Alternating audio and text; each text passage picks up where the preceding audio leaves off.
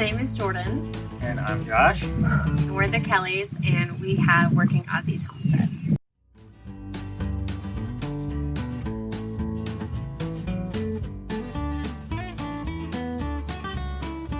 We got into farming because of health conditions.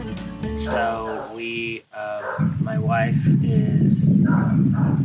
she has a chronic condition called multiple sclerosis. So it was kind of a journey in finding food that was the most organic as possible. And as another journey, we are also on a debt-free journey, so we had to do that in a way that was feasible. And so this kind of started as, well, we're just going to grow a garden and have like 6 chickens, and I took that over, and now we have goats and pigs and chickens and rabbits, and we just named it all. So that was kind of how we got into it, was we were just into organic and grow our own food.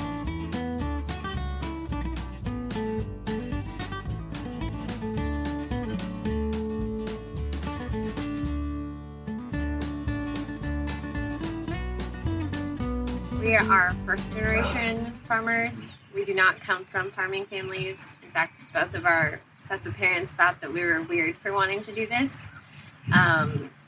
I think they still just think that we're doing it just for fun rather than for our own food.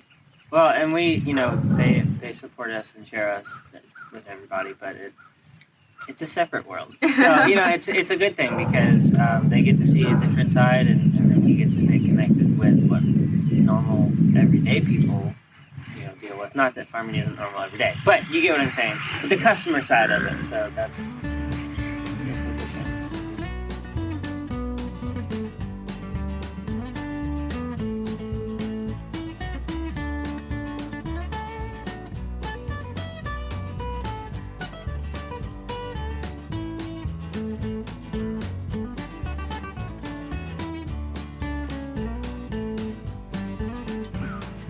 I'm gonna say, I touched on this in the video we posted the other day, but honestly, the most challenging thing I think for us is learning to cope and deal with all of the loss that comes with farming.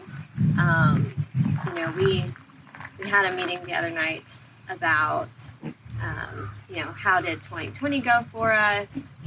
What did we accomplish in the year? What were our failures in the year?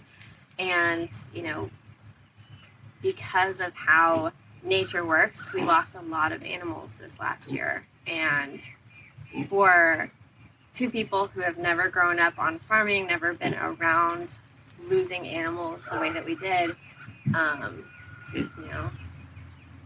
this is not for the faint of heart. And I think that's been the biggest one for us, for me anyways, because I'm such an animal lover and I have the much more tender heart. And I cry the most. So definitely the loss and learning how to deal with that.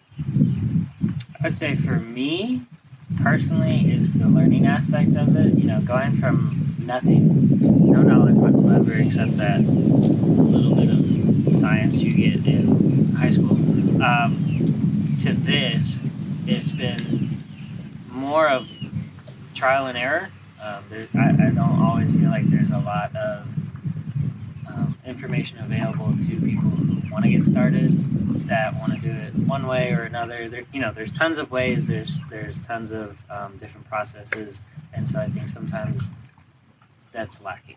Or there's some people who say they do it one way, but then they really don't. So you do the same thing that they're teaching, and it doesn't come out the same way, and you're like, why? And you find out later that they did something different, and so there's a disconnect. So we just try to be super transparent when we do it, and trial and error, and it didn't always work. We had a lot of losses here, but we had a lot of good things come out of it too.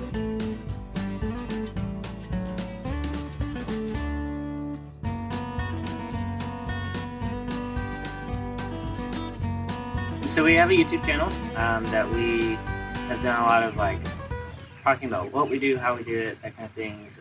We've done a couple builds on there for people who are looking to kind of get started. Shameless plug, Working Aussies Homestead. No, we just try to do that. We've done a couple of classes at the center with you guys, and We have a chicken butchering, usually twice a year. This year we did 3, but they can come out, they can process a bird, they can learn. They don't have to do it. It's okay, not everybody wants to do it, but you can at least see from start to finish how your chicken is raised, at least from our standpoint. Especially with COVID, I had 2 ladies from my work bring their kids and help with the morning chores, and the kids were so excited to collect eggs that were still warm. They didn't know how they really came out of chickens.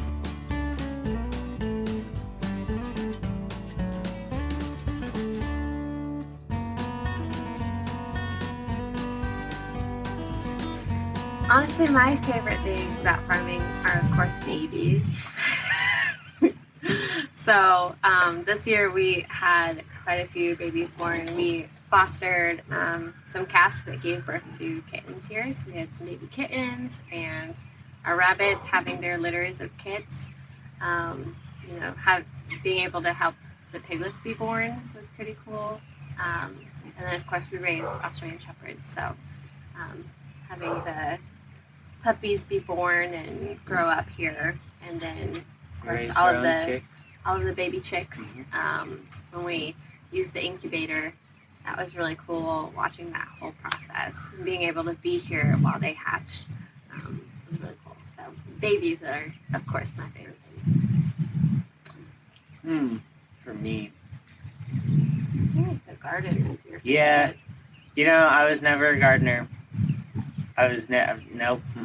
But I have learned that is my favorite thing, is taking that seed and then being able to be like, I like come in and be like, look at this, I made this. It's I did this.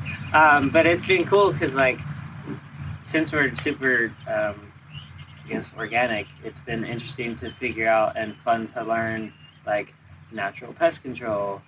We set out a ton of praying mantis eggs this year, so that way we could try to keep some of the bean beetles and stuff away. Interplanting, different tools, everything from tarps to hose to covering to intensive planting so we don't have weeds. So that's been fun. Other than that, I just like coming out and sitting with them.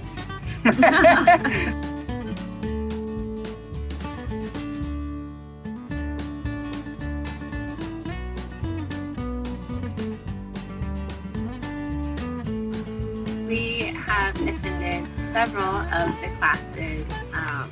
Cool season gardening. That was the first thing that we went to, and I got to meet all the people at the who were in the Master Gardeners class. Yeah, they love me. But I think that was kind of how I got started with the garden stuff, because I was like, yeah, I'll go to this class, and then we did a website building class for your local farm or for your own personal farm, and then we did a crash course class for new farmers.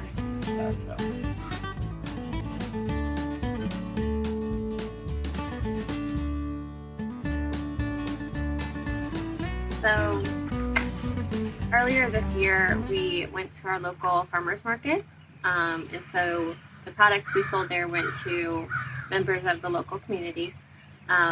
We fall under the NC State 1,000 bird exemption rule, because we couldn't possibly, harvest 1,000 birds on our property. It's not quite that big, but because of that, we're able to sell our birds on farm, and we can do pre-sales at the farmers market. So with that, we just have to make sure it's in the correct packaging and it has a label that states all of the proper handling procedures. But we're able to sell our birds that way. So we have sold some through the farmers market, and then we've sold some. We have a local family that gets 2 a month from us. They started with 4 a month, and then they're like, oh, we don't need that much chicken, so let's do 2 a month. But really, that's how it gets to them. We have, in the past, we've had a couple families come and pick up the produce and eggs or chickens on our farm. And we do sell eggs. regularly. There's a couple people at my work that we sell eggs to, a couple people at his work that we sell eggs to.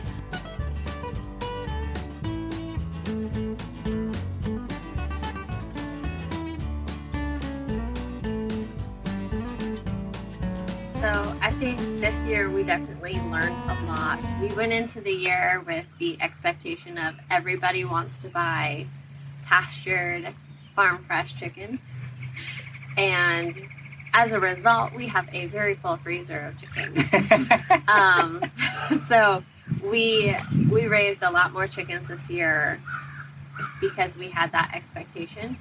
And we had to adapt because we had all of these people interested, and then when it came to actually having the chickens available, they're like, oh yeah, I'll get back to you on that. But never heard back from them. But with that, it allowed us to eat more chicken that we grew, and we kind of changed our mindset to, okay, we're not going to sell as much, so what can we do with it for ourselves to store? So like we had a 50-foot row of pan patty squash that we grew. That thing, those plants produced out the wazoo. I harvested bushels and bushels and bushels of squash. We gave a bunch to our animals, we sold some, and then, I made, I think, like 20 quarts of squash soup for the fall, that we have in our freezer. And so just changing that mindset of, okay, so if we're not going to sell as much, how can we harvest and preserve, and then also looking forward to next year of, okay, do we need to raise 300 chickens? No, probably not. Maybe just enough for just us. Nice. I would say mobility is the biggest thing for us because we have such a small property. Learning that everything has to move. You can't just stay in one spot. Has been one of the biggest things that we've done. The other biggest thing is just figuring out how to sell something because we don't have a lot, or we have a little bit more of one thing and not other things. Figuring out what the best way to sell that is, or if we need to sell it at all, that kind of thing. So,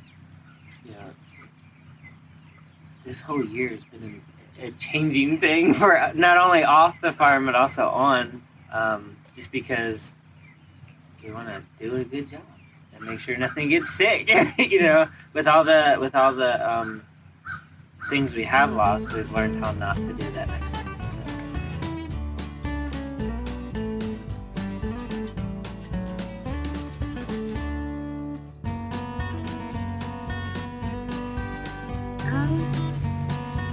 I think something that I brought up with Josh the other day was, I think sometimes people, if they're going to start a garden, I think they rather than going in it with, okay, I'm going to plant this many, I'm going to harvest this many, the weather's going to be perfect. I think a lot more people should just go in and say, if it grows, it grows. If it doesn't, it doesn't. And some of our volunteer plants around the property have been our best producers. I had our planter box up against the house, and I put some basil in there, and I had a random butternut squash start growing, just one plant, and I've harvested about 6 squash off of it, good sized squash, and it still has about 10 on the vine, and it just went crazy, and we were like, let's just let it grow, let's just see what happens. We've got a bunch of tomatoes growing in our compost pile. Big Roma tomatoes, and it's November. But you know what? If it wants to grow, we're just going to let it. And it's, rather than having that expectation of everything has to be perfect, everything needs to be weeded perfectly, just let it grow, see what happens.